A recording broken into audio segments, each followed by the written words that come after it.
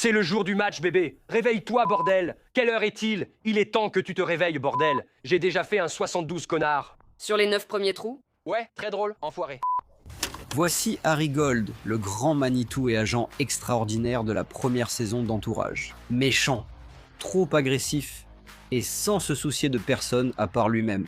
Laissez mon fils recevoir une vraie éducation et ne le pénalisez pas parce que son père est trop agressif et bruyant sur le terrain de foot. Mais c'est Larry Gold que nous avons appris à aimer. Un homme charismatique, incroyablement loyal envers sa famille, qui nous a tous fait croire que les rêves hollywoodiens pouvaient devenir réalité.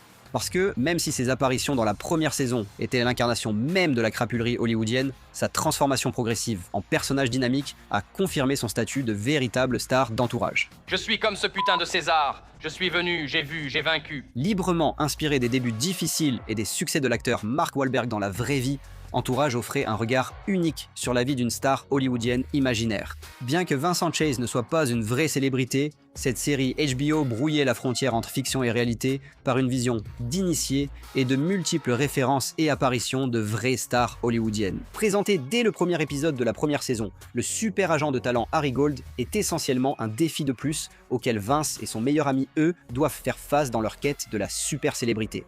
Tour à tour antagoniste principal ou complice peu motivé dans les premiers épisodes, les spectateurs ignoraient s'ils devaient le soutenir ou s'y opposer. Peu importe ses limites, la plupart des spectateurs savaient qu'Harry Gold était la vraie raison de regarder chaque semaine. Inspiré du super agent réel Harry Emanuel, Harry Gold est particulièrement crédible tout au long de la première saison d'Entourage. Par ses manipulations continues et sa domination totale, le règne de terreur de Gold évoque vraiment un mastodonte d'Hollywood. La personnalité impitoyable du personnage a d'abord apporté à Entourage le côté brut essentiel à la survie de la série.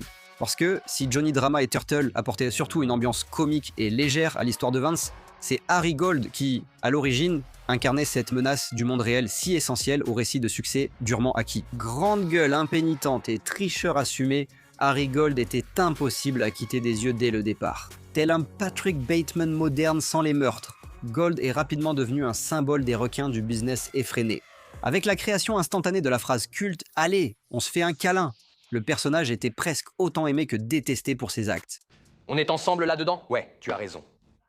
Je plaisante. Ne reparle jamais de cette critique, d'accord? Tu veux un câlin? Non. Allez, on en fait un. Enfoiré. Malgré les menaces de Gold et ses vantardises sur ses tromperies envers Madame Harry, certains spectateurs ont perçu un autre type de tromperie sous la surface. Néanmoins, en tant que membre le plus bruyant et le plus offensant de l'équipe de Vince, Harry Gold, avec son aplomb provocateur, a trouvé un écho auprès des fans de comédie. Avec ses digressions excessives et une véritable méchanceté envers quiconque s'opposait à lui, Gold agissait essentiellement comme un antagoniste pour tout le monde, y compris son client Vince. Dépeint comme d'une énergie épuisante au mieux et potentiellement dangereux au pire, Harry Gold de la première saison est un tourbillon menaçant. Mais parce que cette représentation d'un super agent du cinéma ressemble tellement au mythe des vraies stars, l'intensité de Gold a provoqué certains des plus grands, sinon les plus gênants, fous rires de la première saison. Tout comme ces gros titres de tabloïds clichés, l'étoile de Vince sur le Walk of Fame semblait au départ menacée à cause de ses proches. Tout au long de la première saison d'Entourage, il est facile d'attribuer la plupart de cette tromperie à Harry. Motivé par la gloire, Gold semble être un colérique autoritaire qui veut juste décrocher un gros chèque. En tentant souvent de piéger son jeune client pour obtenir un gros chèque, Gold joue souvent le sbire d'entreprise lors de ses premières apparitions. Mais après que le scénario d'un soi-disant piège de cristal à Disneyland n'ait pas réussi à impressionner le prometteur Vince, les véritables talents d'Harry Gold finissent enfin par se révéler. Vince parvient à convaincre son agent pour décrocher le premier rôle dans un film indépendant au bon scénario à la fin de la première saison. Jouer avec les jeunes loups d'Hollywood est une chose, mais quand les fans de HBO ont découvert comment Harry Gold humiliait les cadres du cinéma sur leur propre terrain, les scénaristes ont jugé un changement radical nécessaire. Joshi ici a été mon assistant, au cas où vous ne le sauriez pas. Ouais, C'était il y a longtemps, Harry. 14 mois, ce n'est pas si long, il faisait le meilleur latte aux noisettes. Joué parfaitement par Jeremy Piven, Harry Gold est devenu un prodige qui vole la vedette, dépassant les créateurs de la série. Et tout comme la décision finale d'Harry Gold de laisser Vince réaliser son rêve de Queen's Boulevard, Entourage a finalement adopté l'approche. Si tu ne peux pas les battre, prends-les dans tes bras. Lors de la saison 2, Harry Gold a été frappé d'une forte crise du syndrome du personnage principal. Doté d'un charisme de dessin animé et d'une attitude exagérée, Harry Gold est devenu encore plus drôle au fil de la série.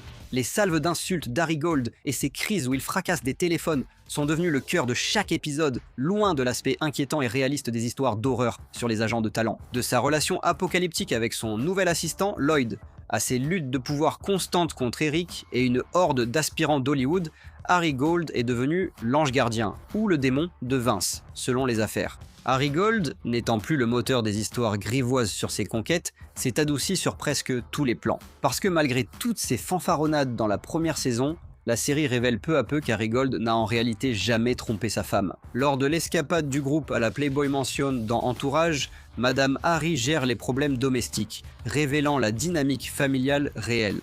Où vas-tu, Harry? J'ai une réunion. À la Playboy Mansion? La Playboy Mansion, les clubs de striptease, les bordels. Je vais là où il y a des réunions, c'est mon boulot. Tout cela relevait surtout de son image de père un peu crado. Le public a enfin pu s'identifier davantage à son personnage sur le plan humain. Quand on découvre que la femme d'Harry contrôle tout, ses mensonges sont encore plus drôles. Et puisque Vince et ses potes agissent souvent comme de vrais gamins, il est logique qu'Harry Gold essaye d'abord de les impressionner avec des histoires inventées de machisme. Parce qu'au fond, Entourage raconte l'histoire d'un groupe d'amis prêts à tous les uns pour les autres. Et pour Harry Gold, cette camaraderie sincère fait partie du charme de Vince. À l'origine, Harry Gold perturbait le cercle des amis de son client, mais il a compris que tous, même Turtle, rendent Vince unique. Et une fois qu'Harry Gold s'impose comme un membre à part entière du groupe, il met essentiellement toutes ses compétences au service de la protection des garçons contre les pièges de la célébrité. Comme Bruce dans le monde de Nemo, Harry Gold est un requin redoutable, mais c'est le nôtre. Étrangement attachant en père de famille, obsessionnellement en colère, Harry Gold a apporté à la série entière une dose d'énergie comique dont elle avait grandement besoin. Avec des vulnérabilités démesurées en tant que père et ami, à la hauteur de sa colère démesurée, Harry Gold, nouvelle version, était bien plus que son personnage agressif de la première saison. Après avoir laissé Vince jouer dans le projet modeste qu'il soutenait, il était encore plus gratifiant de voir Harry Gold essayer de le convaincre d'accepter un film de super-héros à gros budget. Harry Gold négocie pour obtenir un cachet à la hauteur d'Aquaman, tandis que son intrigue devient centrale dans la série. Grâce à sa révélation comme père fidèle, la vie familiale de Gold est passée du simple vernis d'agent véreux à une intrigue à part entière. Même si voir Gold tromper sa femme aurait été pénible, ses scènes avec sa famille, souvent mises à l'épreuve, ont offert certains des moments les plus drôles et touchants de l'histoire de HBO. Est-ce que je vais aller à l'école avec Darren Hornick l'année prochaine? Parce que j'en ai vraiment envie. Tout comme Andy Bernard, qui est passé d'un excentrique agaçant du bureau à un vrai gentil avec une agrafeuse, Harry a su dépasser les premières impressions et nous montrer son cœur en or. Et une fois qu'Harry a commencé à traiter son client avec le respect qu'il mérite, les spectateurs ont eu un nouvel éclairage sur les actions de Vince et de ce qu'on appelle son entourage. Alors que l'effondrement terrifiant d'Andy qui a frappé le mur était directement causé par Jim Halpert, avec le recul, il est tout aussi facile de voir la confiance non éprouvée de Vince et Eric comme la raison des premières colères explosives d'Harry. Parce que t'es foutu. Tu sais même à quel point t'es foutu? Je veux dire, t'es tellement putain de foutu. Franchement, je crois que t'es la personne la plus foutue que je connaisse. Parmi les moments marquants de la carrière d'Harry Gold comme agent de No Cure, le plus grand tournant fut sa querelle avec le propriétaire de sa première agence. Quand il est révélé que Terence McEwen a volé un contrat avec Keanu Reeves à Gold, son comportement insensé devient plus compréhensible pour les spectateurs. Et parce que leur affrontement atteint des sommets jamais vus auparavant, les épreuves et tribulations d'Harry Gold passent au premier plan de chaque épisode. Tu m'as fait vivre, et maintenant tu as couché avec quelqu'un d'autre, et maintenant je vais te baiser. Après que la poussière soit retombée au milieu de contrats à plusieurs millions de dollars et de trahisons vraiment inspirées, il est d'autant plus captivant d'assister à l'ascension d'Harry Gold en tant qu'agent le plus puissant d'Hollywood. En fait, pour de nombreux fans de HBO, le rythme effréné de l'histoire de Gold est devenu la seule raison de regarder chaque nouvel épisode d'Entourage. Parce que, tandis que Vince et sa bande pataugent et flirtent pendant l'intersaison, les intrigues de Gold restent braquées sur la nature impitoyable de l'industrie du cinéma. À l'ère des séries télé en streaming, les dramédies sur les coulisses comme The Offer ou The Studio ne manquent pas. Mais à l'apogée d'Entourage, l'idée même d'un film Aquaman relevait du pur fantasme, et des personnages réalistes comme Harry Gold étaient rares.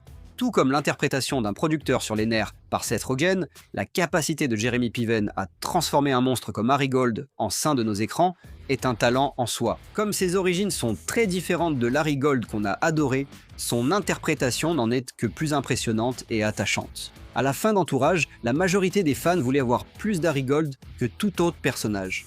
Même lorsque les anecdotes de Johnny Drama ne faisaient le plus effet et que l'optimisme de Vince s'était dissipé, les spectateurs gardaient un souvenir affectueux de leur temps avec Gold. Excessivement drôle, furieusement hyperactif et une véritable machine à faire avancer les choses, que ce soit grâce à son livre d'auto-assistance extrêmement réaliste ou au pur plaisir de revoir ces scènes, le personnage d'Harry Gold est tout simplement resté gravé dans nos esprits. Le long métrage suite d'Entourage a finalement offert à de nombreux fans la conclusion qu'ils attendaient. Après avoir connu le succès, l'avoir perdu puis retrouvé à de nouveaux niveaux, Harry Gold a eu droit à une conclusion bon enfant qu'il méritait vraiment.